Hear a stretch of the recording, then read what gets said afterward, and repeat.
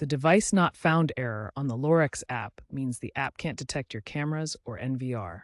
This is often due to network issues or app glitches. First, ensure your Lorex devices and your phone or tablet are connected to the same Wi-Fi network, either 2.4 GHz or 5 GHz. Restart your Lorex camera or NVR by unplugging it, waiting 30 seconds, and plugging it back in.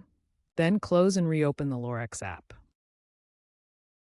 The Lorex app uses protocols like UPnP and SSDP to find devices. Make sure your router isn't blocking these. Disable any VPNs on your phone, as they can interfere with local network connections. Let's explore advanced solutions for reconnecting your Lorex devices and refreshing app features. The Refresh Devices button in Lorex app version 4.8 and later forces a network rescan to detect connected devices.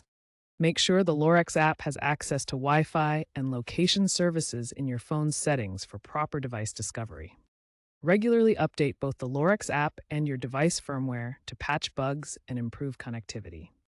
Resetting your router or configuring static IP addresses for your Lorex devices can resolve IP conflicts and improve stability.